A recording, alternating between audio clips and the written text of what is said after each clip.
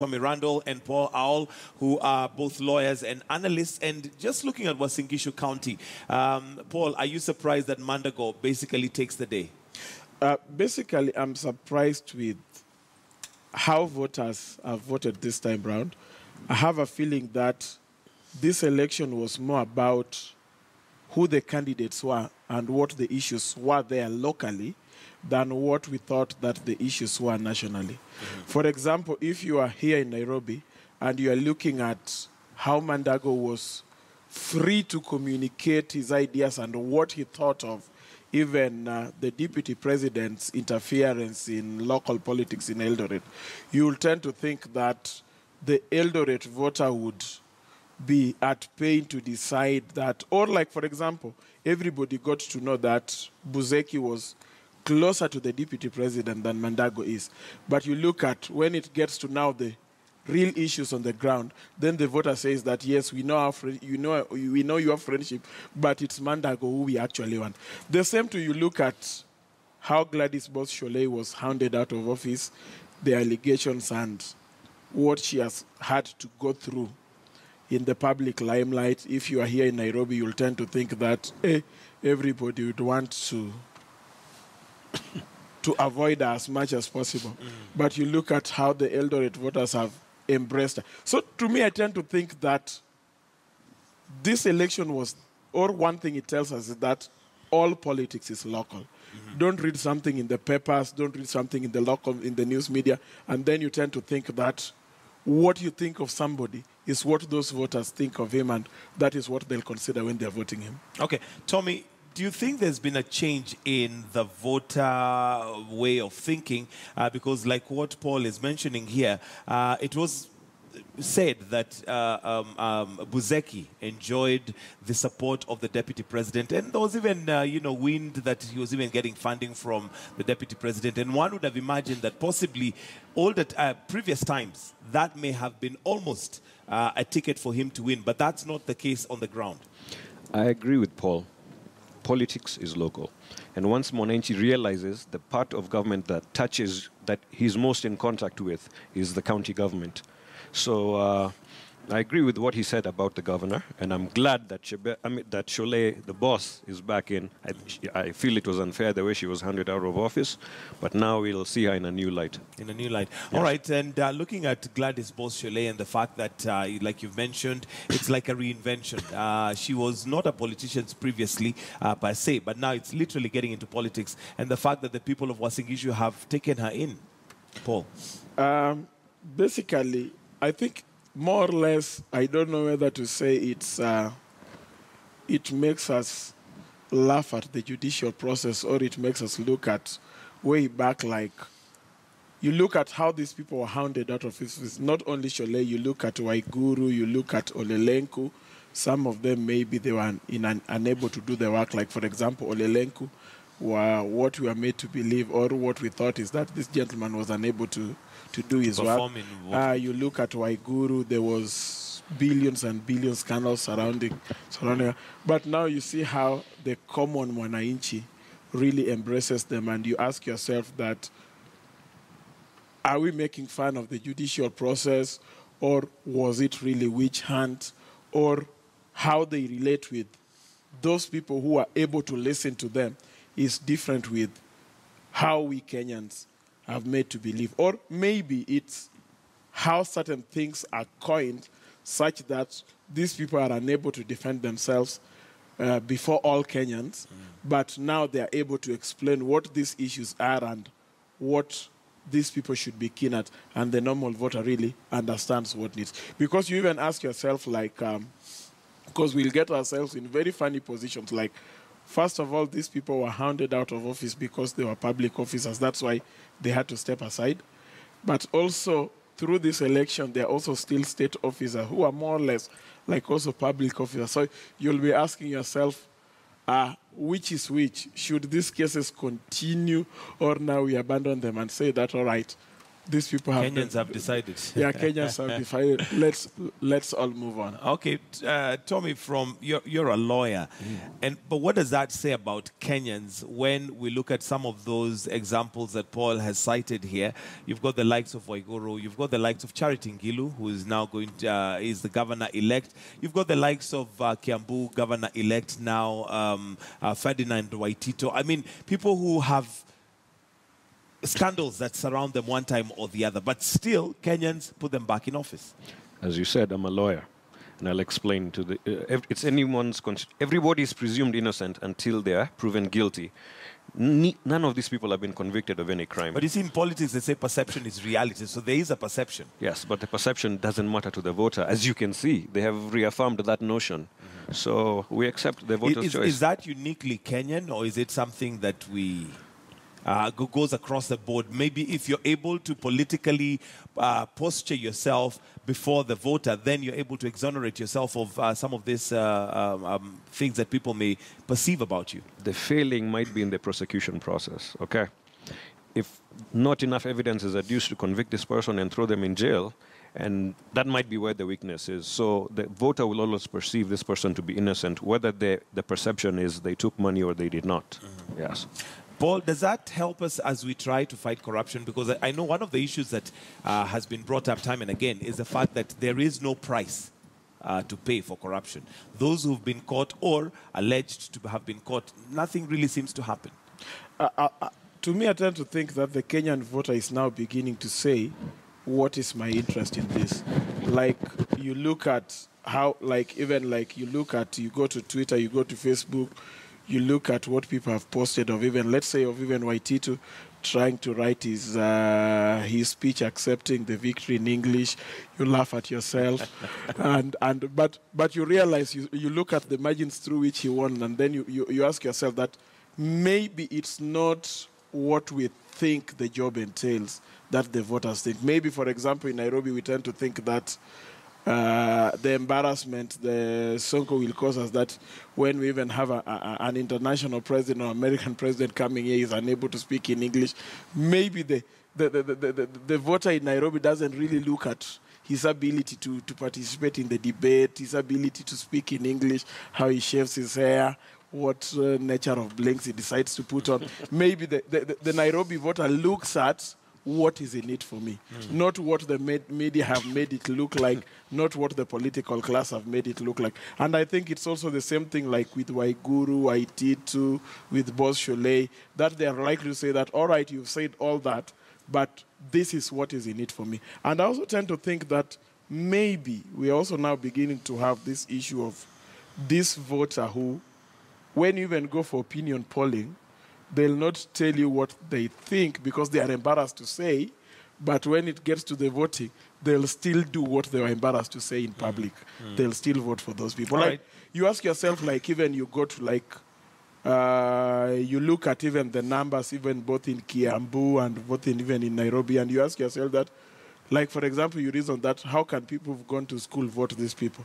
But you look at the numbers they have and you begin asking yourself and you say, it's people who've gone to school who've actually voted for these people. So maybe we have this issue of a silent person who you ask him, he's embarrassed to come out in public and say, I'll vote this way. But when they get to the ballot, they still it is a secret ballot, so he'll be in that cubicle and he'll do that on his own. They still vote for what they were embarrassed. Let's look at, I would like to give an example.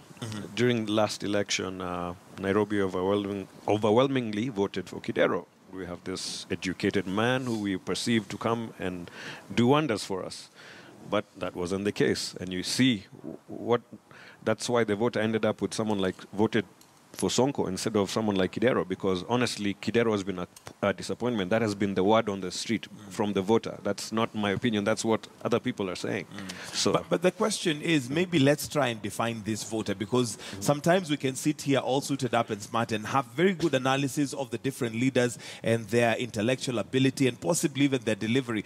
But when it comes to the ballot, maybe it's not so much what we'd term as the middle class that goes out to vote. We have people out there who possibly look at things completely different. So if we take Nairobi, for example, Tommy, who is the voter? Who is it that has those masses. Because if you look at somebody like Mike Sonko, he's been able to garner and get support from the masses down there through, albeit maybe not very, what would I call it, conventional means, but he all the same has managed to get the masses. I call it the Bill Clinton factor. I feel your pain. Make the voter believe that you feel their pain. Sonko has that ability with the masses.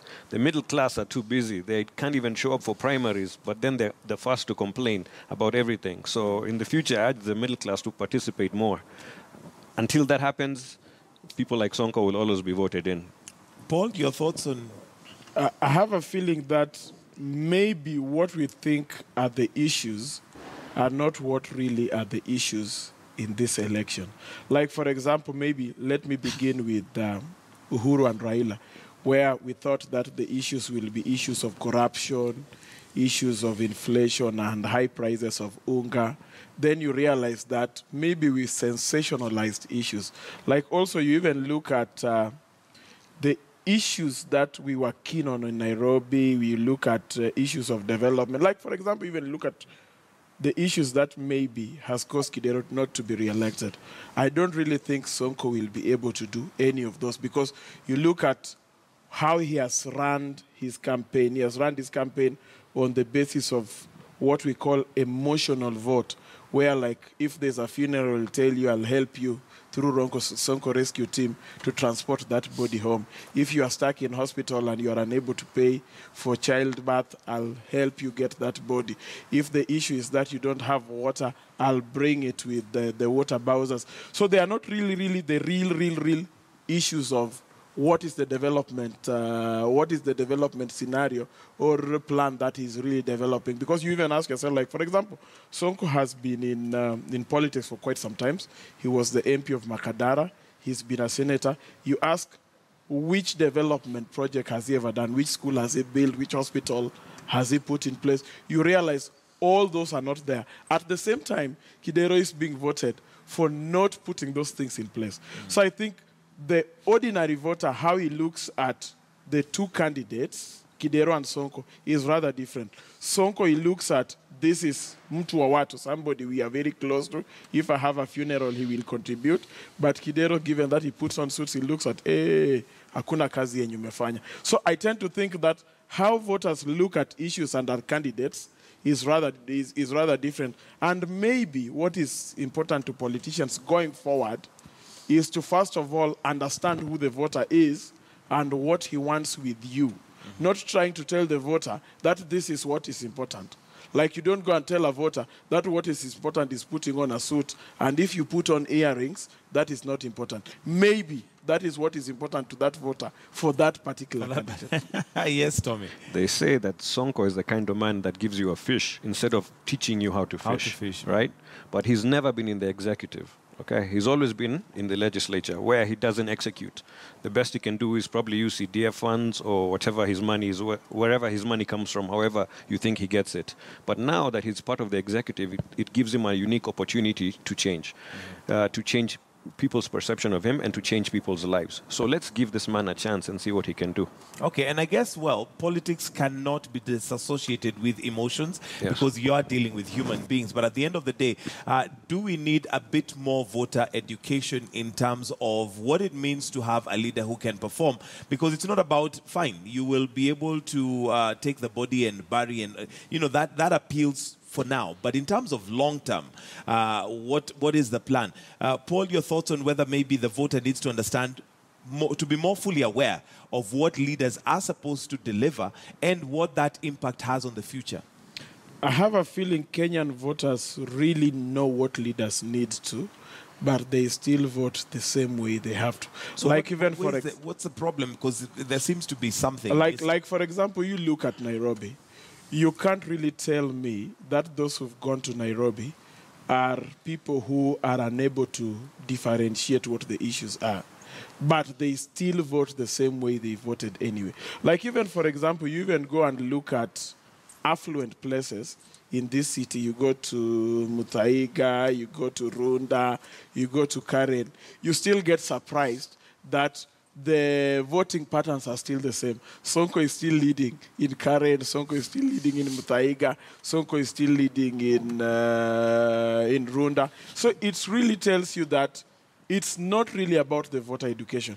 Maybe it's really the emotional vote of what a particular voter thinks of what the candidate has done. Because I can also tell you that you could see like even the Kidero team tried to put so many things they've done, and I can actually tell you if you look at even on his Facebook page, you look at the adverts he has put that are running on the screens on the main road, like the one on Haile Selassie, you can get to actually see that, okay, this guy has tried, he has done this. He tried to explain how he got Nairobi City County, where he has moved it from where to where, but you still get to see, like even tried to explain that the money I get from the national government is not even enough to pay the workers. But you still get to see the voter is already decided that me, I'm going this way. Regardless of what you are saying, me, I'm going this way. All right, let's look at another aspect that we find in this particular election, and this is the inclusion of very many young people, number one, and number two, people who may not be that wealthy compared to those that they've unseated. For instance, if we look at Meru, there's a young man who's come in, he's a student, and basically has unseated the incumbent, plus very wealthy people. Tommy, your thoughts on what that might mean in Kenya, and is it maybe like the awakening of a new dawn? I think I would like to commend that person, first of all, because I had the money was raised by Boda Boda people and Mamambogas, the common Monanchi, and at least they went beyond just raising money. They actually showed up and voted for that particular individual. Yes, it shows that Kenya is changing locally. It's not as fast as I personally would like, but yeah, it shows that people are getting more engaged in the process and putting faith in people who are local, who know them and understand their problems. Yes. To me, I tend to think that maybe politicians tend to confuse between the amount of money they have or the amount of money they are spending and how they are relating with voters. Like even, for example, you look at Buzeki and Mandago, you look at the capital base of Buzeki, you look at how his campaign, and you even look at the number of cars he had and how big he did his campaign. Or even you look at how much Waititu has and how much Kabogo has.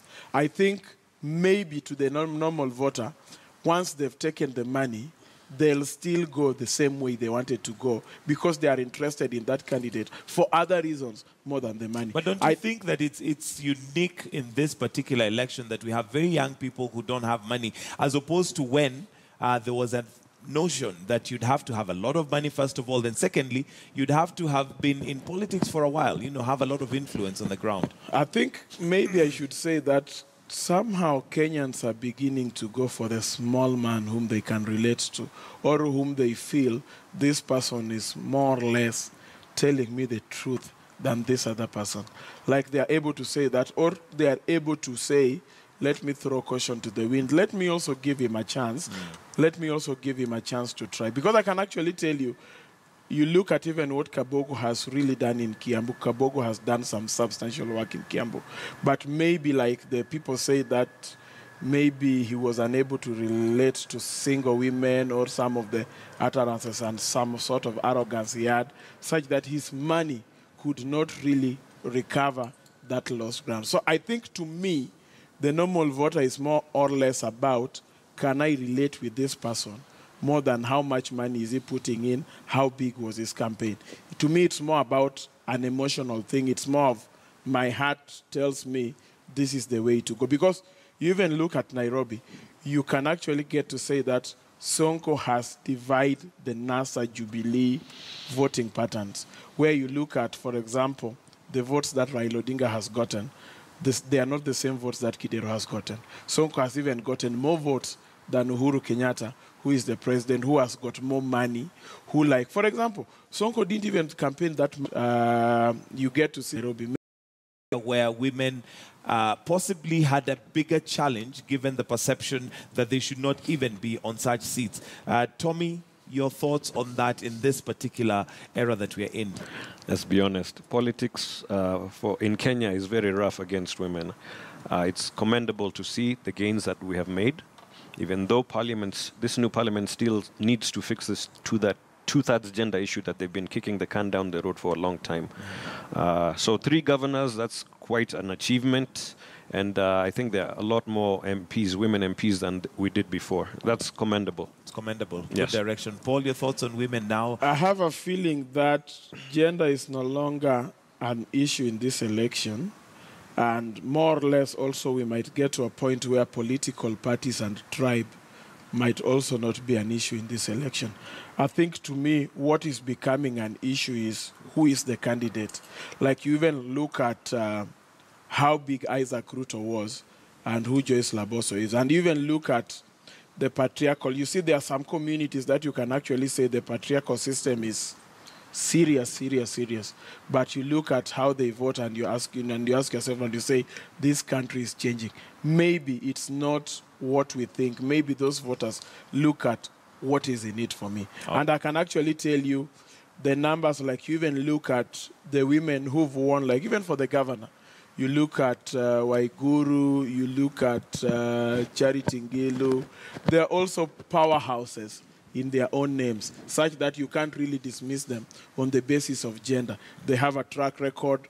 They've done serious things that those voters can relate with. Or when they say something, you can also get to believe them because they've actually also been there. All right. Well, this is Kivumbi 2017.